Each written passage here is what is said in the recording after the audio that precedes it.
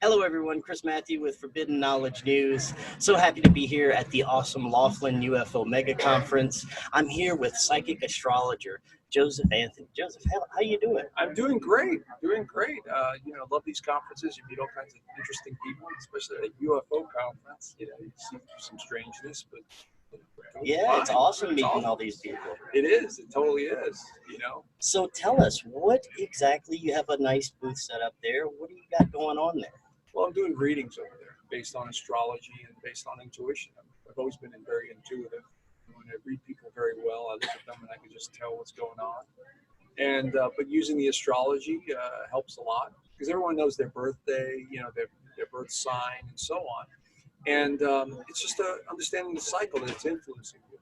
So I was talking to you briefly about this, but when did you first discover you had these abilities? At a young age, like many others, you just start sensing and feeling things and seeing things. I would get premonitions. I would start seeing things happen before they happen, like phones ringing and so on and so forth. And I always knew it. And it's just like, I just dismissed it. I thought it was natural and normal and I thought anything of it. But there was always this curiosity to know more. And I think everyone in this room will tell you that. It's like, what is this world all about? The meaning of life. Why are we here? And that's where it starts. And then you begin to investigate and you begin to go down this rabbit hole of wanting to know more and more.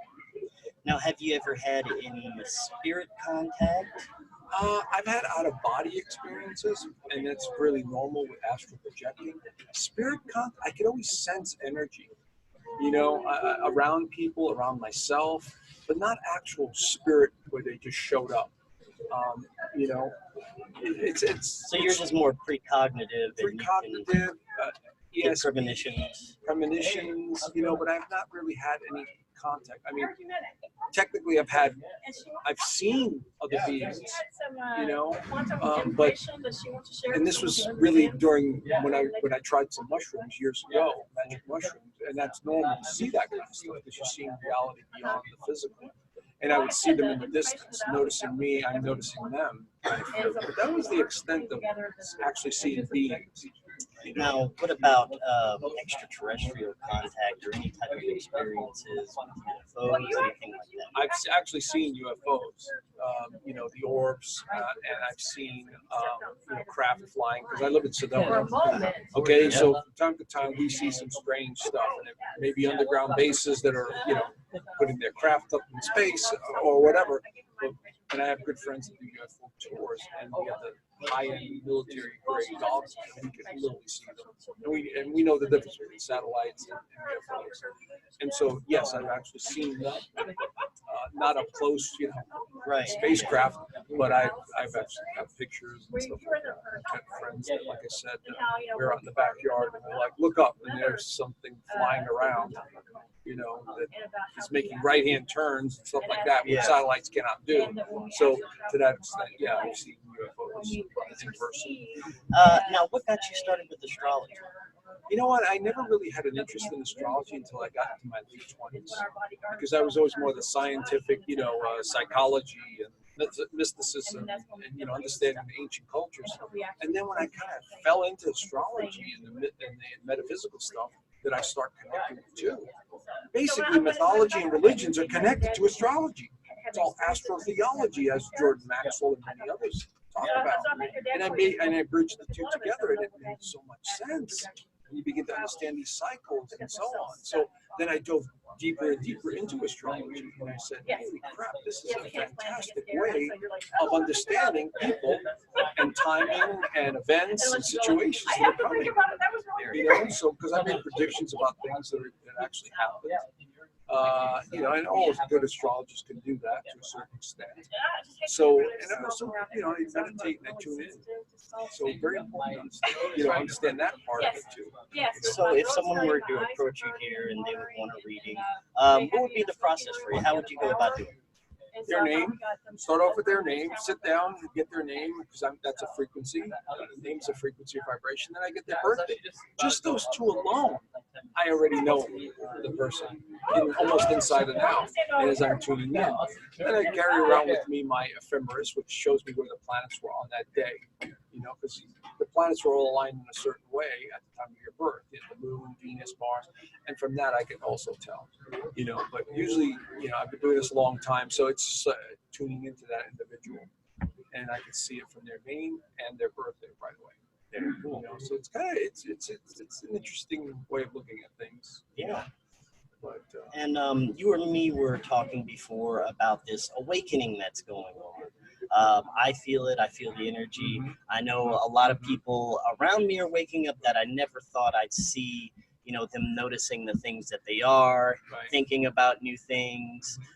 So, what do you think is going on here, and where do you think we're going? Well, the Great Awakening is actually occurring because one of the things the ancient cultures have been talking about, the Mayans in particular, the Hopi, and some of the others have all said the same thing. There was a time where we were aligned in the cosmos with the photon belt. And if you understand the photon belt, it's this alleyway, a 2,000-year span across of like this intense energy and light. Because photon is a light, a beam of light. And we're in that alleyway. The sun, the planets, everything has aligned into that alleyway. And we're being bombarded by a higher radiation of frequency. And it's affecting everything on this planet, including the magnetic fields of the Earth. We know they have shifted. The core of the Earth is being affected. The weather patterns are changing. It's not just HARP and all that Wi-Fi technology. It is literally happening right before our eyes. Now, the downside to it is it's making us feel uncomfortable and irritable, and sometimes, you know, the sleeping patterns are irregular. But on the positive side, it's awakening spirituality. In other words, the psychic ability, the ability to sense and see more. Remember, we're getting juiced up by this higher frequency.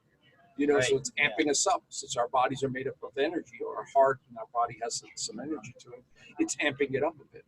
Right. So what I see is people are becoming more aware of who they really are, what's real, what's not real. I mean, let's face it. I mean, Chris, you know that this whole world has basically been controlled, and it's kind of artificial to a certain extent. The monetary system, the religious beliefs, you know, everything we think we know is being thrown out the window. Right. So when I say the Great Awakening, yes, we're seeing through all of this BS, you know, for what is real. And we're also learning who we really are. We're not our bodies, we're not our minds, we're some sort of energy in the body and mind, having experiences. Definitely. And unfortunately, what comes along with that is going to be this battle, not only a spiritual battle, but the powers in control don't want us waking up. They don't want us realizing these things. So there's going to be conflict between those that are waking up and those that don't want this to occur. And I think, you know, things could get a little rocky before they get, you know, before we reach the point that we want to be, right? Sure, I totally agree. A perfect example of that's politics here in the United States. Look at what's happening, this sort of conflict. You got the old state, you know, guard that doesn't want change, and the corruption and all this other stuff. Then you got this orange guy that just came in, you know, that is rocking the boat, and the people that brought him in are doing, you know, helping to change. But it's happening worldwide. As you know, the pedophilia networks are being taken down. The banking system is collapsing. People are getting arrested. I mean, there's something going on here where this battle has been escalated to another level. Okay, and so you can see this great divide. I hope you talk about this. Humanity was going to be divided in some way, and we're seeing it.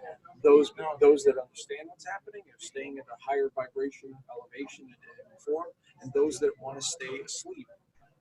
And that's the great divide. So the conflict is there between those that don't want to change and those that are seeing the change and are having to adapt. And we're seeing it all over the world. Look at the protests around the world.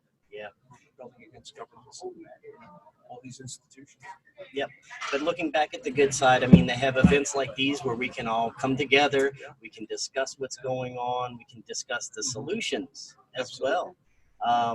And thank you so much, Joseph. If people are looking to get readings, looking to find out more about you and what you do, how can they do that? I have two websites, josephpanthony.com and also planetswithin.com. You can follow me on Facebook and YouTube and Instagram. Pretty good following, and it's growing.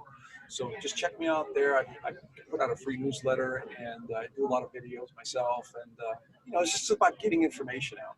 That's what's happening. So, well, thank you so much, thank Joseph. you, Chris. Great talking to you. Thank you. And enjoy the rest of the conference. Thank you. You too. All right.